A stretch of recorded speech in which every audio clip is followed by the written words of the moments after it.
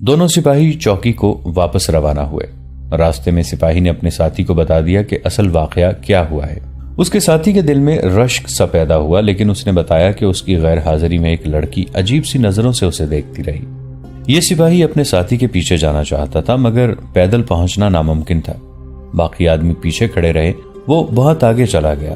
دو لڑکیاں بھی آگے آ گئیں، جن میں سے ایک اس کے ساتھ آ کر باتیں کرنے لگی۔ باتوں باتوں میں لڑکی نے اس سپاہی کے ساتھ محبت کا اظہار کیا اور اس سے پوچھا کہ وہ اسے پھر کب ملے گا۔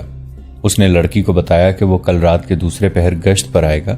اس لڑکی نے اسے بتایا تھا کہ اسے ایک بوڑھے کے ساتھ بیاہ دیا گیا ہے اور اس کے ساتھ بھاگنا چاہتی ہے۔ دونوں کی کہانی ایک جیسی تھی۔ انہوں نے اس مسئلے پر غور شروع کر دیا کہ وہ لڑکیوں کو کس طرح اپنے ساتھ لے جائیں۔ وہ دونوں اس پر بھی غور کرنے لگے کہ اگر لڑکیاں اپنے خامندوں کو قتل نہ کر سکیں تو وہ خود انہیں قتل کریں اور کس طرح کریں گے۔ دونوں سپاہی بڑے ہی حسین تصورات میں خمار کی کیفیت میں اپنی چوکی پر پہنچے۔ انہوں نے اپنے کمانڈر کو رپورٹ دی کہ فلاں جگہ قاہرہ کے تاجروں کا قافلہ رکا ہوا ہے، جس کے سامان کی تلاشی لی گئی ہے اور ہر طرح اطمینان کر لیا گیا ہے کہ وہ مشتبہ اور مشکوک لوگ نہیں۔ ان سپاہیوں نے لڑکیوں کا ذکر بھی کیا۔ چوکی کے کمانڈر نے رپورٹ کے پہلے حصے کو توجہ سے نہیں سنا تھا۔ جب لڑکیوں کا ذکر آیا تو اس نے دلچسپی لینی شروع کر دی۔ لڑکیوں کی تعداد، عمر، شکل و صورت، قد بت، رنگ و روپ، اس نے کوئی بات نہ رہنے دی۔ سپاہیوں نے اس کے اس رویے کو محسوس کیا اور خاموش رہے۔ چوکی میں ایک اور چوکی کا سپاہی بیٹھا تھا۔ وہ چوکی وہاں سے 8-10 میل دور تھی۔ اس کے کمانڈر نے اس سپاہی کو اس پیغام کے ساتھ بھیجا تھا کہ آج شام کے بعد میری چوکی میں آنا، ضروری کام ہے۔ کمانڈر نے پیغام لانے والے سپاہی کو یہ کہہ کر روک لیا تھا کہ اکٹھے چلیں گے۔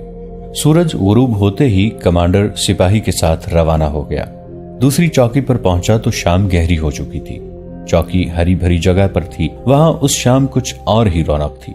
چوکی کے تمام سپاہی جو ڈیوٹی پر نہیں تھے چوکی کے باہر گول دائرے میں بیٹھے تھے۔ مشعلیں جل رہی تھیں۔ چوکی کا کمانڈر وہاں نہیں تھا۔ اس کے خیمے میں گئے۔ وہاں 2 لڑکیاں بیٹھی تھیں اور 3 صحرائی آدمی بھی تھے۔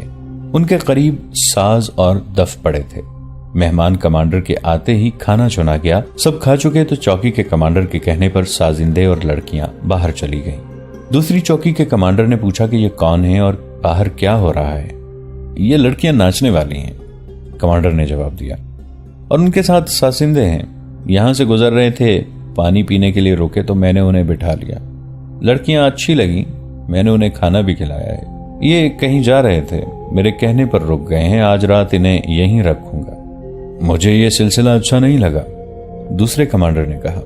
سرحد پر آ کر عیاشی سپاہیوں کو خراب کرے گی۔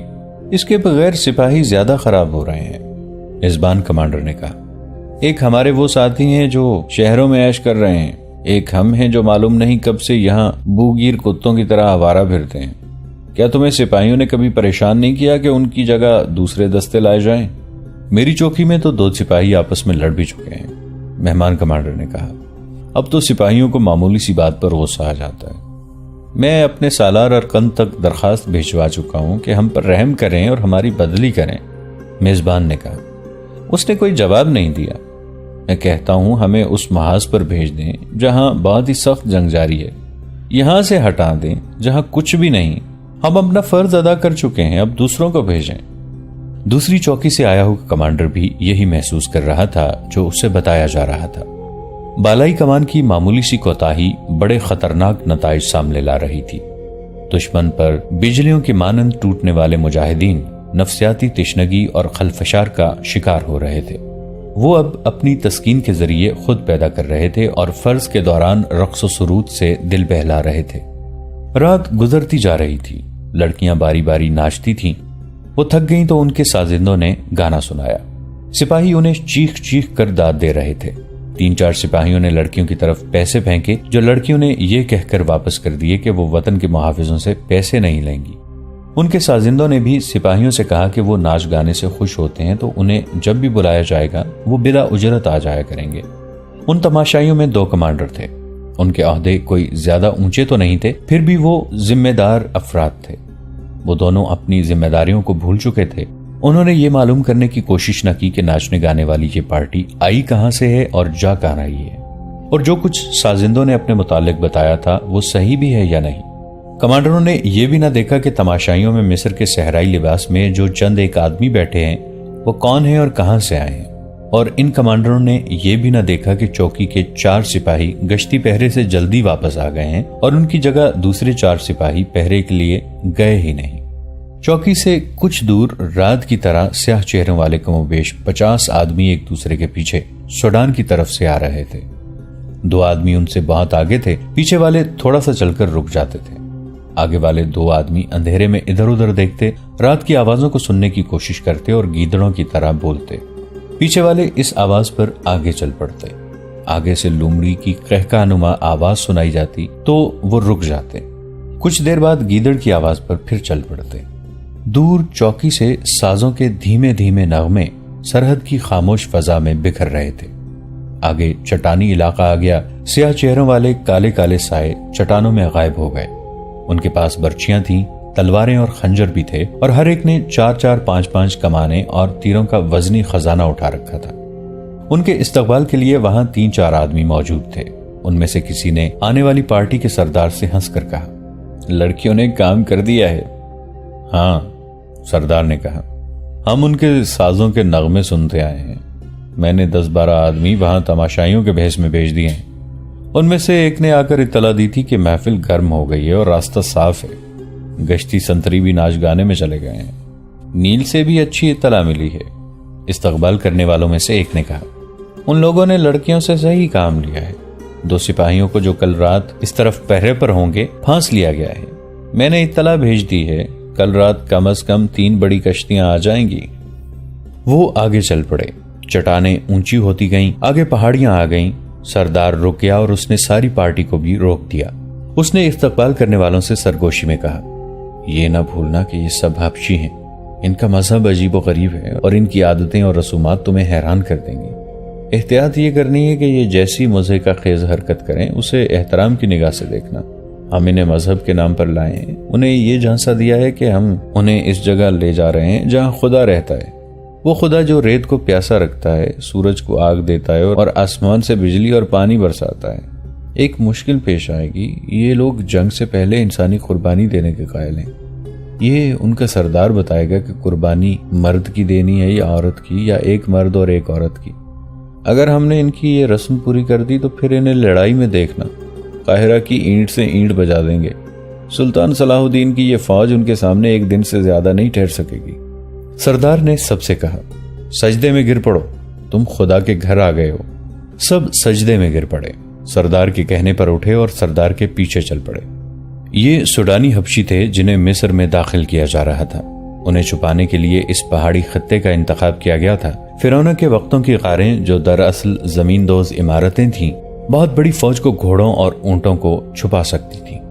سوڈان میں خونخوار حبشیوں کو ان کے مذہب اور توہم پرستی کے ذریعے اکٹھا کر کے نوجوانوں کے ذریعے لڑنے کی ٹریننگ دی جا رہی تھی۔ لڑنے کے تو وہ ماہر تھے، ان کے قبیلوں کی جنگیں ہوتی رہتی تھیں، تیر اندازی، نشانے پر برچی پھینکنے کے وہ ماہر تھے۔ سوڈان کے حکمرانوں نے صلیبیوں سے معاہدہ کر کے بہت سے صلیبی فوجی حکمرانوں کو بلا لیا تھا۔ وہ ان حبشیوں کو منظم اور باقاعدہ کمانڈ کے تحت لڑنے کی ٹریننگ دے رہے تھے۔ اس سے پہلے سوڈانی فوج 2 بار شکست کھا چکی تھی۔ تیسری جنگ اس وقت ہوئی تھی جب سلطان ایوبی کے بھائی تقی الدین نے سوڈان پر حملہ کیا تھا۔ سوڈانیوں نے یہ حملہ ناکام کر کے تقی الدین کی فوج کو بری طرح بکھیر دیا تھا۔ تقی الدین سلطان ایوبی کی مدد سے اپنی بچی کچی فوج واپس لے آیا تھا۔ اس میں سوڈانیوں کی ناکامی یہ تھی کہ انہوں نے تقی الدین کا تعاقب کیا اور مصر پر حملہ نہ کیا۔ اگر سوڈانی تعاقب اور حملہ کرتے تو تقی الدین کی فوج اتنی تھکی ہاری تھی کہ مصر کو سوڈانیوں سے بچا نہ سکتی۔ ان ناکامیوں کو دیکھتے ہوئے صلیبیوں نے سلطان ایوبی کا طریقہ جنگ آزمانے کی اسکیم بنائی تھی۔ انہوں نے دیکھ لیا تھا کہ سلطان ایوبی کم سے کم نفری سے زیادہ فوج پر شب خون قسم کا حملہ کرتے ہیں اور جم کر لڑنے کی بجائے اپنے دستوں کو گھما پھرا کر لڑاتے اور بڑی سے بڑی منظم فوج کو بکھیر دیتے ہیں۔ انہیں یہ بھی معلوم تھا کہ اس قسم کے حملوں کے لیے بڑی ہی سخت ٹریننگ اور خاص قسم کے سپاہیوں کی ضرورت ہوتی ہے۔ عام قسم کی فوج صرف ہجوم کی صورت میں لڑ سکتی ہے۔ چنانچہ انہوں نے حبشی قبائل میں جنگی جنون پیدا کر کے تھوڑی سی فوج تیار کر لی تھی اور انہیں شبخون کی ٹریننگ دی تھی۔ وہ قاہرہ والوں کو بے خبری میں دبوچ لینا چاہتے تھے۔ اب سلطان ایوبی مصر میں نہیں تھے، انہیں یقین تھا کہ سلطان ایوبی کی غیر حاضری میں وہ میدان مار لیں گے۔ انہیں اس حملے کی کمان کے لیے ایسے جرنیل کی ضرورت تھی جو مصر کی فوج کا ہو، تاکہ وہ وقت اور قوت کم سے کم صرف کر کے حملہ صحیح ٹھکانوں پر کریں۔ ان کی یہ ضرورت سلطان ایوبی کے سالار القند نے پوری کر دی تھی۔ سوڈان کے حبشیوں کو چھپانے کے انتظامات القند نے ہی کیے تھے۔ اس نے مصری فوج کے 4-5 جونیئر کمانڈر بھی اپنے ساتھ ملا لیے تھے۔ جاسوسوں کے ذریعے اس کا رابطہ سوڈان کے ساتھ تھا۔ اب یہ فوج مصر میں داخل ہو رہی تھی۔ رات گئے تک چوکی پر ناچ گانا ہوتا رہا۔ دوسری چوکی کا کمانڈر وہاں سے اپنی چوکی کے لیے روانہ ہونے لگا تو اس نے اس چوکی کے کمانڈر سے کہا کہ وہ ان لوگوں سے کہے کہ کل رات اس کی چوکی پر آ جائیں۔ سازندے مان گئے، انہیں اور جانا ہی کہاں تھا۔ وہ تو سوڈانیوں بلکہ القند کے بھیجے ہوئے لوگ تھے۔ یہ تو انہوں نے جھوٹ بولا تھا کہ وہ کسی کے بلاوے پر اس کے گاؤں جا رہے تھے۔ ان کے ذمے تو یہی کام تھا کہ وہ ان 2 چوکیوں پر پانی پینے کے بہانے رکیں اور ایسی باتیں کریں کہ چوکیوں کے کمانڈر ان کے جال میں آ جائیں۔ ناچنے والی لڑکیاں دلکش تھیں۔ کمانڈر ان کے جال میں آ گیا۔ اس نے دریا والی چوکی کے کمانڈر کو بھی بلا لیا اور 50 حبشی سرحد پار کر کے پہاڑیوں کے پیٹ میں غائب ہو گئے۔ اگلی رات دونوں رقاصائیں دریا والی چوکی پر جا پہنچی۔ وہاں بھی وہی رونق پیدا کی گئی جو اس چوکی پر کی گئی تھی۔ رات کے دوسرے پہر دریا کے ساتھ ساتھ گشت کرنے والے 2 سپاہی واپس آ گئے۔ ان کی جگہ دوسرے 2 سپاہی روانہ ہونے لگے۔ انہیں ساتھیوں نے کہا کہ یہ رونق چھوڑ کر نہ جائیں۔ کمانڈر اس وقت لڑکیوں اور ان کے رقص میں مست ہے، لیکن وہ دونوں یہ کہہ کر چل پڑے کہ وہ اپنے فرض میں کوتاہی نہیں کرنا چاہتے۔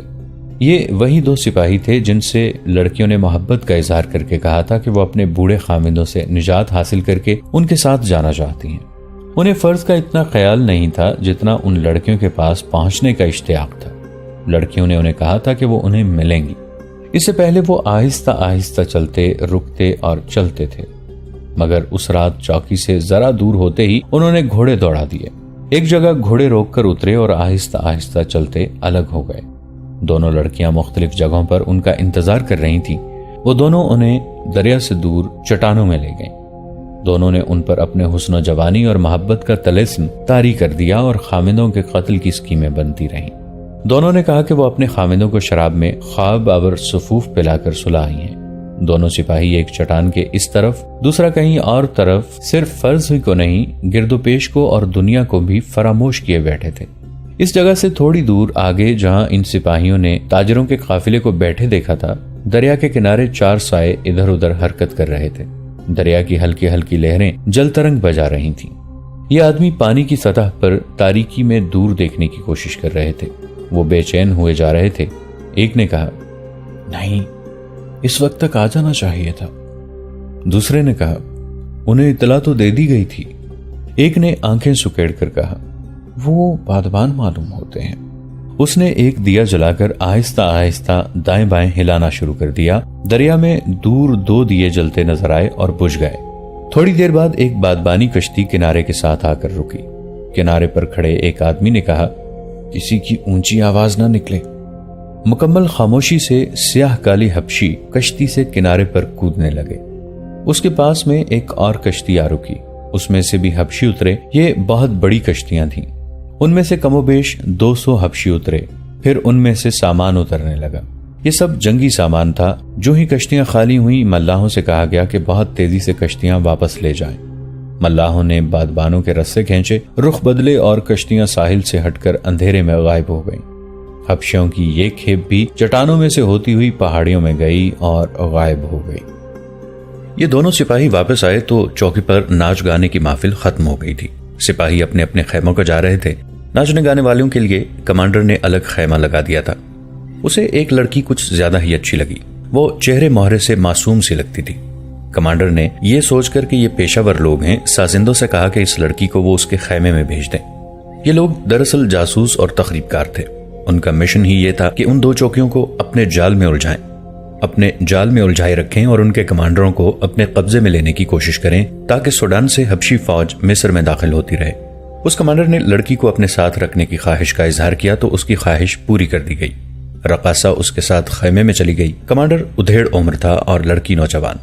خیمے میں جا کر لڑکی کی شوخی ختم ہو گئی۔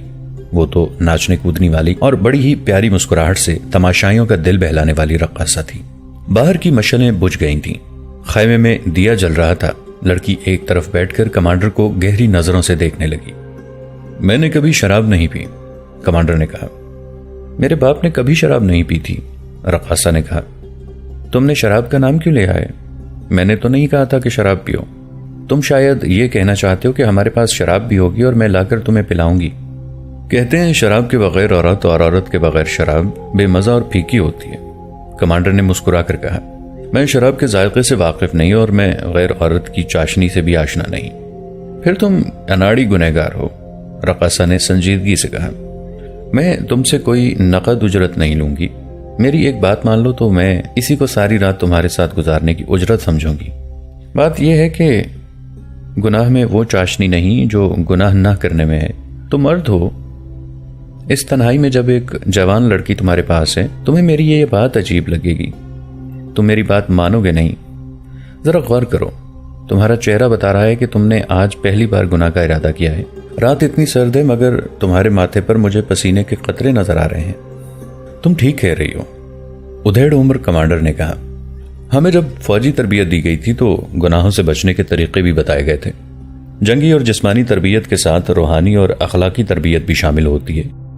یہی وجہ ہے کہ سلطان ایوبی 100 سپاہیوں سے 1000 صلیبیوں کو خون میں نہلا دیتا ہے، لیکن ایک کمزور سی لڑکی نے تم سے ہتھیار ڈلوا لیے ہیں، رقاصہ نے کہا۔ تم اتنی لمبی روحانی اور اخلاقی تربیت سے دستبردار ہو گئے ہو۔ کمانڈر پریشان ہو گیا، اس نے بے اختیار سا ہو کر کہا۔ مجھے بالکل یہ امید نہیں تھی کہ تم یہاں کر اس قسم کی باتیں کرو گی۔ میں نے سوچا تھا کہ تنہائی میں آ کر تم شوخ اداؤں اور ناز و انداز سے مجھے دیوانہ بنا دو گی۔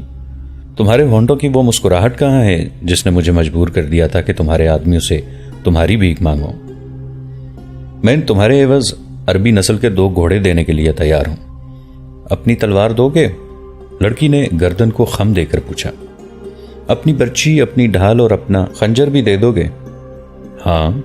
لیکن وہ چپ ہو گیا، بے چینی کے عالم میں بولا، نہیں، سپاہی اپنے ہتھیاروں سے دستبردار نہیں ہوا کرتا۔ وہ خیمے میں تیز تیز قدم اٹھا کر ذرا سی دیر ٹہلا اور اچانک غصے میں پوچھا، ایک رقاصہ کے منہ سے یہ باتیں مجھے اچھی نہیں لگ رہی۔ کیا تم مجھ سے بچنا چاہتی ہو؟ کیا تم اس کوشش میں ہو کہ میں تمہارے جسم کو ہاتھ نہ لگاؤں؟ ہاں، رقاصہ نے کہا، میں تم سے اپنا جسم بچانا چاہتی ہوں۔ کیا تم اپنے جسم کو پاک سمجھتی ہو؟ نہیں، رقاصہ نے کہا، میں اپنے جسم کو ناپاک سمجھتی ہوں، میں تمہارے جسم کو ناپاک نہیں کرنا چاہتی۔ کمانڈر کی عقل میں یہ بات نہ پڑی، وہ احمقوں کی طرح منہ کھولے ہوئے رقاصہ کو دیکھنے لگا۔ رقاصہ نے کہا، کوئی بیٹی اپنے باپ کے جسم کو ناپاک نہیں کرنا چاہتی؟ او، کمانڈر نے آہ بھر کر کہا، میں بوڑھا ہوں، تم جوان ہو۔ وہ بیٹھ گیا اور اس نے سر جھکا لیا۔ رقاصہ نے آگے بڑھ کر اس کے گال ہاتھوں میں تھام کر اس کا سر اوپر اٹھایا اور کہا، اتنا مایوس ہونے کی ضرورت نہیں، میں کہیں بھاگ نہیں چلی، تمہیں کوئی دھوکہ نہیں دے رہی۔ اگر تم صرف مرد کے روپ میں رہنا پسند کرتے ہو تو میں رقاصہ اور فاحشہ بنی رہوں گی، پھر میں کہوں گی کہ ایک اور مرد سے واسطہ پڑا تھا جس پر خدا نے لعنت بھیجی تھی۔ میں تمہیں اپنے باپ کے روپ میں دیکھ رہی ہوں۔ میری 1-2 باتیں سن لو، پھر جو جی میں آئے کرنا، میں پتھر بن جاؤں گی، تم اس کے ساتھ کھیلتے رہنا۔ تمہاری بیٹی ہے؟ ایک ہے، کمانڈر نے جواب دیا۔ اس کی عمر کتنی ہے؟ 12 سال۔ اگر تم مر جاؤ اور تمہاری بیوی غربت سے تنگ آ کر تمہاری بیٹی کو ناچنے گانے والوں کے ہاتھ فروخت کر دے تو تمہاری روح کا کیا حشر ہوگا؟ ان صحراؤں میں اور ان پہاڑوں میں بھٹکتی اور چیختی نہیں رہے گی؟ کمانڈر اسے پھٹی پھٹی نظروں سے دیکھنے لگا۔ اس کے ماتھے پر پسینے کے کئی اور قطرے پھوٹ آئے۔ رقاصہ نے اس کی آنکھوں کو گرفتار کر لیا۔ ذرا تصور میں لاؤ، رقاصہ نے کہا، تم مر گئے ہو اور تمہاری بیٹی ایک گنہگار کے ساتھ خیمے میں بیٹھی ہے اور وہ مرد اسے کہہ رہا ہے کہ شراب لاؤ، شراب کے بغیر عورت بے مزہ اور پھیکی ہوتی ہے۔ کمانڈر کے ہونٹ تھرکے، اس نے اچانک گرج کر کہا، نکل جاؤ یہاں سے، فاحشہ بدکار۔ لڑکی نے آہ بھری اور کہا، اگر میرا باپ زندہ ہوتا تو وہ مجھے تمہارے خیمے میں دیکھ کر مجھے اور تمہیں قتل کر دیتا۔ اس کے آنسو نکل آئے۔ کمانڈر اٹھ کر خیمے میں ٹہلنے لگا تھا۔ رقاصہ نے اس کی ذہنی کیفیت اور غصے کو نظر انداز کرتے ہوئے کہا، میں تمہیں بوڑھا جان کر تم سے نفرت نہیں کر رہی، میں نے تو ایسے ضعیف العمر آدمیوں کے خیموں میں بھی راتیں گزار دی ہیں جنہیں عمر نے اندر سے کھوکھلا کر دیا تھا۔ وہ دولت سے اپنی لاشوں میں جان ڈالنا چاہتے تھے۔ میں نے تمہیں بوڑھا نہیں سمجھا، بات اتنی سی ہے کہ تمہاری شکل و صورت میرے باپ سے اتنی زیادہ ملتی ہے کہ میں رقاصہ سے بیٹی بن گئی. میں نے جو باتیں تم سے کہی ہیں وہ میرے دماغ میں پہلے کبھی نہیں آئی تھیں. میں صرف ناچنا اور انگلیوں پر نچانا جانتی ہوں. تم ذرا سوچو تو صحیح, مجھ جیسی فاحشہ رقاصہ کے دماغ میں اتنی باتیں اور ایسی باتیں کیوں آ گئی ہیں جنہوں نے صرف تمہیں نہیں مجھے بھی حیران کر دیا ہے. کمانڈر نے اس کی طرف دیکھا. اس کا غصہ بجھ گیا تھا. رقاصہ نے کہا, مجھے اپنے ماں باپ کا چہرہ اور جسم اچھی طرح یاد ہے. مجھے اس کے جسم کی بو بھی یاد ہے. تمہاری بیٹی کی عمر 12 سال ہے. میری عمر 9-10 سال تھی جب وہ مر گیا تھا. وہ میرے ساتھ بہت پیار کرتا تھا. وہ مصر کی فوج میں سپاہی تھا. صلاح الدین ایوبی کے آنے سے پہلے ہی مر گیا تھا. میری ماں جوان تھی اور بہت غریب تھی. اس نے مجھے ایک آدمی کے حوالے کر دیا اور اس نے میرے سامنے رقم لی تھی اور اس آدمی نے میری ماں سے کہا تھا کہ اس کی شادی ایک بڑے اچھے آدمی سے کرا دے گا. میں رو پڑی تو ماں نے مجھ سے کہا تھا کہ یہ تمہارا چچا ہے اور یہ تمہیں تمہارے باپ کے پاس لے جا رہا ہے. میں 12 سال سے اپنے باپ کو ڈھونڈ رہی ہوں. انہی وعدوں پر مجھے ناچ سکھایا گیا کہ مجھے باپ کے پاس لے جائیں گے. وہ تو ذرا بڑی ہوئی تو میں نے حقیقت کو قبول کیا کہ میرا باپ تو مر چکا ہے. اس وقت تک رقص میری عادت بن چکا تھا. مجھے کسی نے مارا پیٹا نہیں. میں نے باپ کے نام پر رقص کی تربیت لی تھی. میرے استاد اور میرے آقا میرے ساتھ بہت اچھا سلوک کرتے تھے.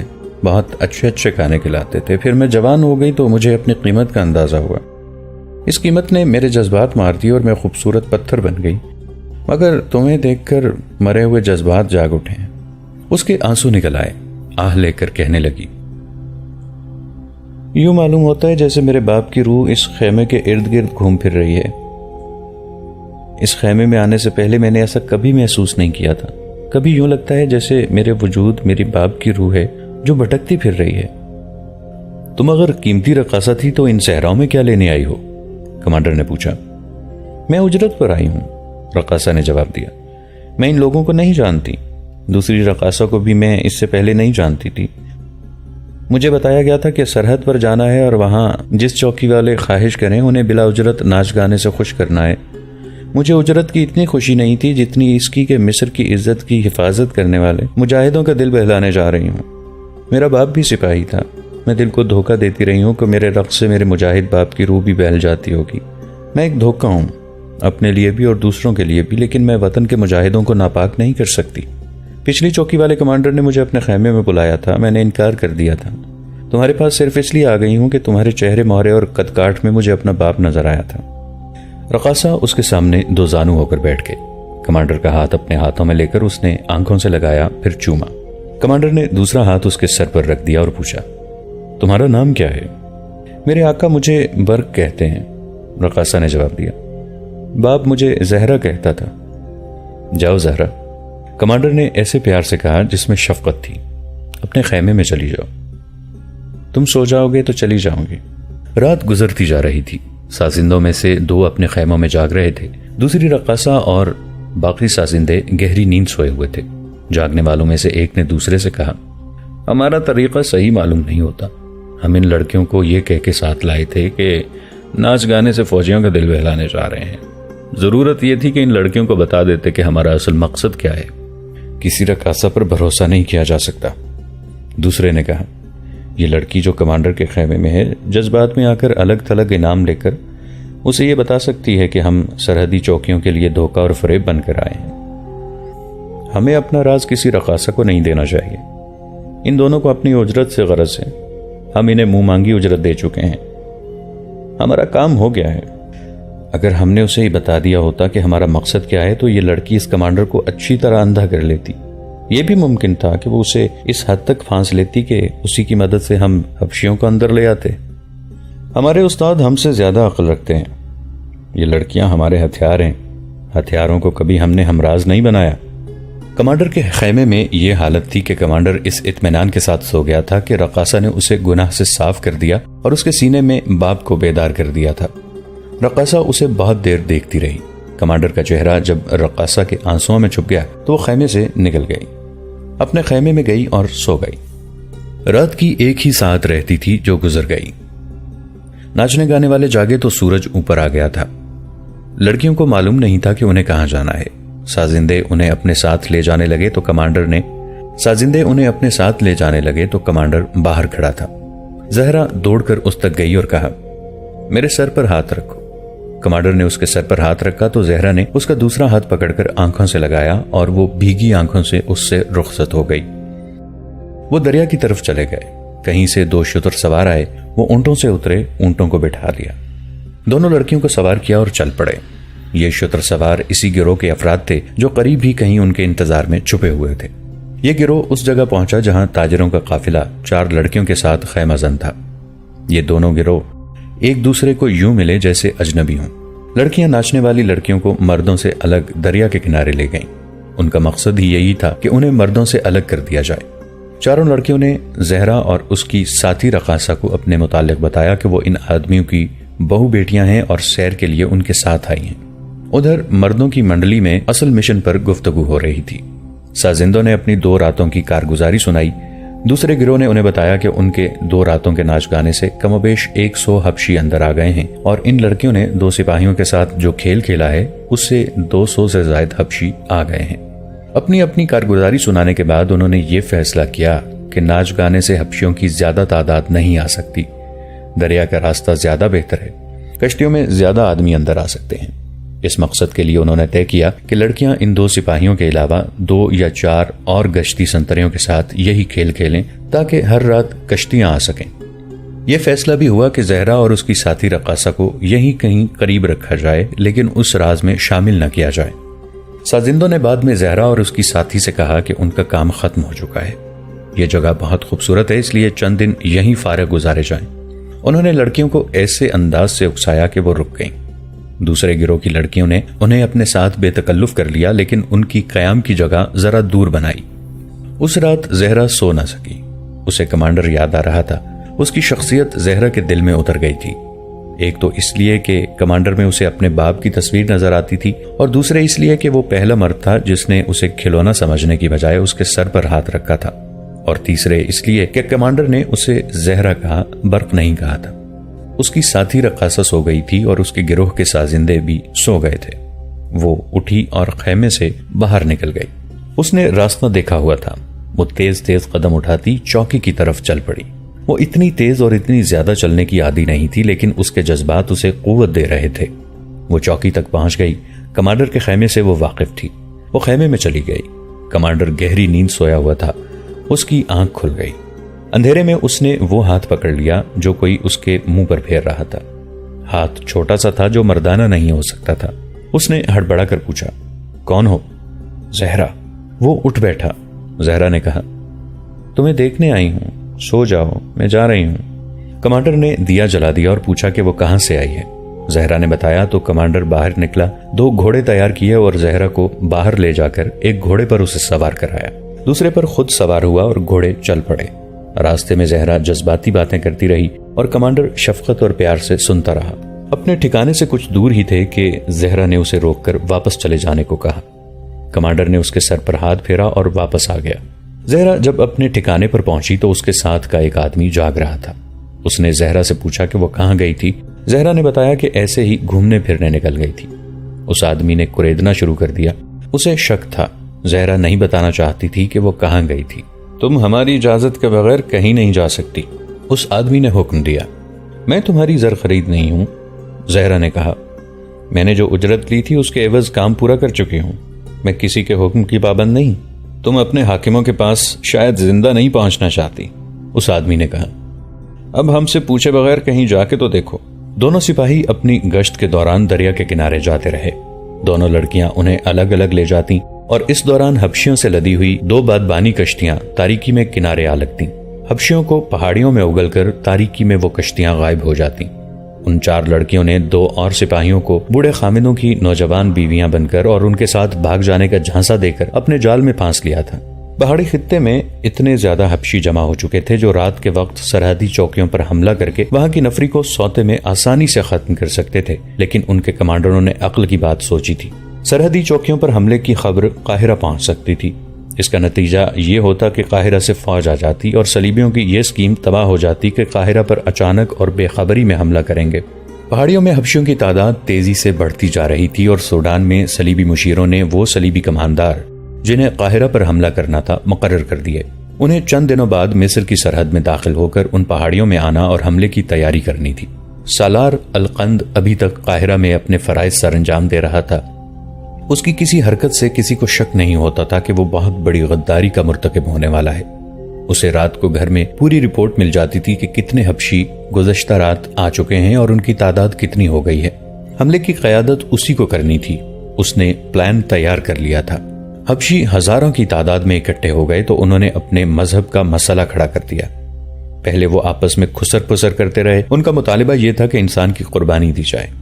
القند نے وہاں جو آدمی بھیج رکھے تھے انہیں ٹالنے کی بہت کوشش کی، لیکن حبشی اپنے ساتھ جو مذہبی پیشوا لائے تھے وہ ٹلتے نظر نہیں آتے تھے۔ حبشیوں نے انہیں پریشان کرنا شروع کر دیا تھا کہ انسان کی قربانی دو ورنہ وہ واپس چلے جائیں گے۔ مذہبی پیشواؤں سے کہا گیا کہ وہ انہی حبشیوں میں سے کسی کو پکڑ کر ذبح کر دیں، لیکن وہ کہتے تھے کہ یہ قربانی قبول نہیں ہوتی۔ قربانی کے لیے اسی خطے کا انسان ہونا چاہیے جس پر حملہ کرنا ہے۔ لڑنے والے لوگ اپنی قربانی نہیں دیا کرتے۔ آخر انہیں کہا گیا کہ حملے سے ایک دن پہلے مصر کا ایک آدمی ان کے حوالے کر دیا جائے گا۔ حبشیوں کے پروہت نے کہا، ہمیں وہ انسان بھی چاہیے، ہم بہت دنوں تک اسے خاص غذا دے کر پالیں گے، اس پر اپنا خاص عمل کریں گے، اپنی عبادت بھی کریں گے، اور ابھی یہ حساب بھی کرنا ہے کہ قربانی مرد کی دینی ہے یا عورت کی یا دونوں کی۔ اسی رات القند کو اطلاع دی گئی کہ حبشی قربانی کے لیے انسان مانگتے ہیں۔ القند نے کہا، تو اس میں سوچنے کی کیا بات ہے، کوئی آدمی پکڑو اور ان کے حوالے کر دو، لیکن ابھی وہ بتائیں گے کہ انہیں ایک آدمی چاہیے یا ایک عورت یا دونوں، ان کا جو بھی مطالبہ ہے پورا کر دو۔ القند نے کہا، چند دنوں بعد ہم قاہرہ پر حملہ کریں گے تو معلوم نہیں قاہرہ کے کتنے لوگ ہمارے ہاتھوں مارے جائیں گے۔ دو کو اگر پہلے ہی مار دو گے تو کیا قیامت آ جائے گی۔ القند گہری سوچ میں گم ہو گیا۔ اتنے میں ایک صلیبی اندر آیا۔ اس نے مصری لباس پہن رکھا تھا۔ اندر آتے ہی اس نے مصنوعی داڑھی اتار کر رکھ دی۔ اس نے القند سے پوچھا کہ وہ کیوں پریشان نظر آتا ہے۔ حبشی اپنی رسم پوری کرنا چاہتے ہیں، القند نے جواب دیا۔ وہ ابھی سے انسانی قربانی کا مطالبہ کر رہے ہیں۔ تو آپ کیا سوچ رہے ہیں؟ میں سوچ رہا ہوں کہ حملے سے ایک دن پہلے ایک آدمی ان کے حوالے کر دیں گے، القند نے جواب دیا۔ نہیں، صلیبی نے کہا، وہ ابھی قربانی دینا چاہتے ہیں تو ابھی ان کی رسم پوری کرنے کا انتظام کریں۔ آپ سوڈان نہیں گئے، ہم ان کے مذہب کے ساتھ کھیل کر انہیں یہاں لائے ہیں۔ آپ شاید انسانوں کو استعمال کرنا نہیں جانتے۔ آپ کو صلاح الدین ایوبی نے صرف لڑنا سکھایا ہے۔ انسانوں کو تلوار کے بغیر مارنا صلیبیوں سے سیکھیں۔ دوسروں کے مذہب کو استعمال کریں، ان پر انہی کے مذہب کا جنون غالب کر کے ان کی عقل کو اپنے ہاتھ میں لے لیں۔ ان کی بیہودہ اور بے معنی رسموں کی مخالفت کرنے کی بجائے ان کی پیروی کرو، بلکہ اپنے ہاتھوں یہ رسمیں ادا کرو۔ عام انسان کا ذہن مذہب اور توہم پرستی سے زیادہ متاثر ہوتا ہے۔ ہم نے جتنے مسلمانوں کو اپنے ساتھ ملایا اور صلاح الدین ایوبی کے خلاف استعمال کیا ہے وہ مذہب اور توہم پرستی کے ہتھیاروں سے کیا ہے۔ مسلمان مذہب کے نام پر جلدی ہمارے جال میں آتا ہے۔ یہ حبشی تو جنگلی ہیں، انہیں ہم 1 سال سے زیادہ عرصے سے بے وقوف بنا رہے ہیں۔ سوڈان سے روانگی سے پہلے ہم نے 2 سوڈانیوں کو پکڑ کر ان کے حوالے کیا اور بتایا کہ یہ مصری ہیں۔ انہوں نے انہیں ذبح کیا، تب وہ مصر کی طرف روانہ ہوئے تھے۔ ان سے پوچھا کہ انہیں قربانی کے لیے مرد چاہیے یا عورت، القند نے پوچھا۔ اور آپ کا وہاں چلے جانا بہت ضروری ہے، صلیبی نے کہا، لیکن آپ کو میں کسی اور طریقے سے ان کے سامنے لے جاؤں گا۔ میں آپ کو یقین دلاتا ہوں کہ ان حبشیوں سے بڑھ کر آپ کو کوئی اور وحشی اور خونخوار جنگجو نہیں ملے گا۔ اس وقت ان کی تعداد 4000 کے قریب ہے۔ اگر ہم نے ان پہ ان کے مذہب کا بھوت سوار کیے رکھا اور انہیں یہ یقین دلائے رکھا کہ یہ ہماری نہیں ان کی اپنی جنگ ہے، تو ان میں سے صرف 1000 اس تمام فوج جو قاہرہ میں ہے کٹی ہوئی لاشوں میں بدل دیں گے۔ ہم نے انہیں یہ بتایا ہے کہ ہم انہیں ان کے خدا کے گھر لے جا رہے ہیں اور یہ کہ ان کے خدا کی زمین پر ان کے دشمن نے قبضہ کر رکھا ہے۔ میں چلوں گا، القند نے کہا۔ القند مصر پر سوڈانیوں کی حکومت چاہتا تھا۔ کچھ عرصہ پہلے وہ کسی غدار سے اس خواہش کا اظہار کر بیٹھا تو اس نے اس کی خواہش کو عزم بنا دیا اور اس کی ملاقات صلیبیوں سے کروا دی تھی۔ صلیبیوں نے اس کے ساتھ یہ سودا طے کیا تھا کہ مصر کو 2 حصوں میں تقسیم کر کے ایک حصہ اسے دے دیا جائے گا اور باقی نصف حصہ سوڈان کو۔ جیسا کہ کہا جا چکا ہے، جیسا کہ ہم بتا چکے ہیں کہ حبشیوں کی فوج کا اہتمام صلیبیوں نے کیا تھا۔ مورخوں نے القند کی بغاوت کو تفصیل سے بیان نہیں کیا۔ اس دور کی عظیم شخصیت قاضی بہاؤالدین شداد نے اپنی ڈائری بعنوان سوانح صلاح الدین سلطان یوسف پر کیا افتاد پڑی میں تفصیل سے لکھا ہے کہ القند نے صلیبیوں اور سوڈانی لیڈروں کی مدد سے تہذیب و تمدن سے دور جانوروں اور درندوں کی سی زندگی بسر کرنے والے حبشیوں پر ان کے مذہب کا بھوت سوار کر کے ان پر جنگی جنون طاری کیا اور القند خود ان کا پیر و مرشد بنا۔ حبشیوں کو بتایا گیا کہ یہ ان کے خدا کا وہ ایلچی ہے جو صدیوں سے خدا کے پاس گیا ہوا تھا۔ سلطان یوسف سے مراد سلطان صلاح الدین ایوبی ہیں۔ اس مجاہد اعظم کا پورا نام یوسف صلاح الدین تھا۔ قاضی بہاؤالدین شداد انہیں پیار اور شفقت سے یوسف کہا کرتا تھا۔ وہ رات تاریک تھی۔ مصر کا آسمان آئینے کی طرح شفاف تھا۔ ستارے ہیروں اور سجے موتیوں کی طرح چمک رہے تھے۔ قاہرہ شہر گہری نیند سویا ہوا تھا۔ کسی کے وہم و گمان میں بھی نہ تھا کہ چند دنوں بعد ان پر کیا قیامت ٹوٹنے والی ہے۔ مصر کے سرحدی دستے بھی سوئے ہوئے تھے۔ صرف گشتی سنتری جاگ رہے تھے، لیکن وہ صرف جاگ رہے تھے، وہ بیدار نہیں تھے۔ دریائے نیل کے ساتھ کی چوکی جو دریائی راستہ بند کرنے کے لیے بنائی گئی تھی، اور اس سے چند میل دور دوسری چوکی جو پہاڑیوں کے علاقے کو سربمہر رکھنے کے لیے قائم کی گئی تھی، کہ گشتی سنتری 4 لڑکیوں کے حسین اور رومانی جال میں الجھے ہوئے تھے۔ لڑکیاں انہیں الگ الگ لے گئی تھیں۔ اس رات یہ گروہ بہت زیادہ چوکنا تھا۔ زہرا اور اس کی ساتھی رقاصہ اس گروہ سے کچھ دور خیمے میں سوئی ہوئی تھیں۔ سازندے بظاہر سوئے ہوئے تھے، لیکن وہ بیدار تھے۔ انہیں بتا دیا گیا تھا کہ آج رات بہت عام ہے اور وہ بیدار رہیں۔ ان دونوں گروہوں کے لیے یہ حکم تھا کہ کوئی باہر کا آدمی دریا کے کنارے اور اس پہاڑی سلسلے کے قریب نہ آئے۔ کوئی آئے تو اسے پکڑ کر اندر لے آؤ۔ کچھ دیر بعد ایک سازندہ اٹھا۔ پہلے وہ باہر گھوما پھرا، پھر اس نے اس چھوٹے خیمے میں جھانکا جس میں دونوں لڑکیاں سوئی ہوئی تھیں۔ اندھیرے میں اسے کچھ نظر نہ آیا۔ اندر جا کر ٹٹولا، اسے کچھ شک ہوا۔ دیا جلا کے دیکھا تو زہرا غائب تھی۔ دوسری گہری نیند سوئی ہوئی تھی۔ سازندے نے اسے جگایا۔ اسے معلوم تھا کہ زہرا کہاں گئی ہے۔ وہ چوکی کے کمانڈر کے پاس ہی جا سکتی تھی۔ اس میں خطرہ یہ تھا کہ کمانڈر اس کے ساتھ آ گیا تو اپنے سنتریوں کو غائب پا کر انہیں ڈھونڈے گا، اور یہ بھی ہو سکتا ہے کہ وہ دریا کے کنارے اس جگہ پہنچ جائے جس جگہ کو اس رات باہر کی دنیا سے چھپا کر رکھنا تھا۔ سازندے نے اپنے 2 ساتھیوں کو جگایا اور انہیں بتایا کہ ان کی ایک لڑکی غائب ہے، وہ چوکی پر ہی ہوگی۔ انہوں نے یہ فیصلہ کیا کہ دریا سے دور گھات لگائی جائے، اور اگر کمانڈر لڑکی کے ساتھ واپس آ رہا ہو تو دونوں کو پکڑ کر اپنے کمانڈر کے حوالے کر دیا جائے، اور اگر ضرورت پڑے تو دونوں کو قتل کر کے لاشیں دریا میں پھینک دی جائیں۔ پہاڑیوں کے اندر کی دنیا جاگ رہی تھی۔ یہ وسیع و عریض علاقہ تھا جہاں کوئی نہیں جاتا تھا۔ ایک اس لیے کہ یہ جگہ دور دراز اور راستوں سے ہٹ کر تھی، اور دوسرے اس لیے کہ مشہور تھا کہ اندر فرعونوں کی بھی بدروہیں رہتی ہیں، اور ان کی بھی جو فرعونوں کے ہاتھوں قتل ہوئے تھے۔ یہ بھی مشہور تھا کہ بدروہیں آپس میں لڑتی رہتی ہیں، اور اگر کوئی انسان اس علاقے میں چلا جائے تو اس کے جسم کا گوشت غائب ہو جاتا ہے اور پیچھے ہڈیوں کا پنجر رہ جاتا ہے۔ جیسا کہ ہم پہلے بھی بتا چکے ہیں کہ اس پہاڑی خطے کے وسط میں فرعونوں کے بہت بڑے بڑے بت پہاڑیوں کو تراش کر بنائے گئے تھے۔ پہاڑوں کو اندر سے کھوکھلا کر کے اندر محل جیسے کمرے اور غلام گردشیں بنائی گئی تھیں۔ اس رات ان زمین دوز محلات میں روشنی ہی روشنی تھی۔ ہزاروں حبشی باہر اس میدان میں جمع تھے جسے ہر طرف سے پہاڑیوں نے گھیر رکھا تھا۔ حبشیوں سے کہا گیا تھا کہ وہ اونچی بات نہ کریں، انہیں ان کا خدا دکھایا جانے والا ہے۔ حبشیوں پر خوف اور عقیدت مندی کے جذبات سوار تھے۔ ڈر کے مارے وہ ایک دوسرے کے ساتھ سرگوشی میں بھی بات نہیں کرتے تھے۔ وہ ان پہاڑیوں اور چٹانوں سے اچھی طرح واقف ہو چکے تھے۔ انہیں معلوم تھا کہ جس پہاڑی کی طرف وہ منہ کر کے بیٹھے ہیں اس کی نصف بلندی پر ایک بہت بڑا بت ہے۔ یہ ابو سمبل کا بت تھا جس کے متعلق ان حبشیوں کو بتایا گیا تھا کہ ان کے خدا کا بت ہے، اور ایک رات یہ خدا ایک انسان کے روپ میں ان کے سامنے آئے گا۔ اچانک ایسی گرجدار آواز آئی جیسی گھٹائیں گرجی ہوں۔ حبشی پہلے ہی خاموش تھے، اس گرج نے ان کی سانسیں بھی روک دیں۔ اس کے ساتھ ہی انہیں ایک اور آواز سنائی دی، خدا جاگ رہا ہے، سامنے پہاڑی پر دیکھو، اوپر دیکھو۔ یہ آواز بڑی بلند تھی جو پہاڑیوں اور چٹانوں کے درمیان گونج بن کر کچھ دیر سنائی دیتی رہی۔ فضا میں 2 شرارے اڑتے نظر آئے جو سامنے والی پہاڑی کی طرف گئے، اور پہاڑی سے جہاں ٹکرائے وہاں سے ایک شعلہ اٹھا۔ ابو سمبل کا بت اس شعلے کے پیچھے اور کچھ اوپر تھا۔ شعلے کی ناچتی تھرکتی ہوئی روشنی بت کے مہیب چہرے پر پڑی تو ایسے نظر آنے لگا جیسے بت آنکھیں جھپکا رہا ہو۔ اس کا منہ کھلتا اور بند ہوتا نظر آتا تھا، اور یوں بھی لگتا تھا جیسے اس کا چہرہ دائیں بائیں ہل رہا ہو۔ حبشیوں کا یہ سیاہ کالا ہجوم سجدے میں گر پڑا۔ ان کے مذہبی پیشوا سجدے سے اٹھے، سب نے بازو پھیلا دیے۔ ان میں جو سب سے بڑا تھا اس نے بت سے بڑی بلند آواز میں کہا، آگ اور پانی کے خدا، ریگستانوں کو جلانے اور دریاؤں کو پانی دینے والے خدا، ہم نے تجھے دیکھ لیا ہے۔ دوستو آج کے لیے اتنا ہی۔ اسی کہانی کی اگلی قسط کے ساتھ بہت جلد حاضر ہوں گے۔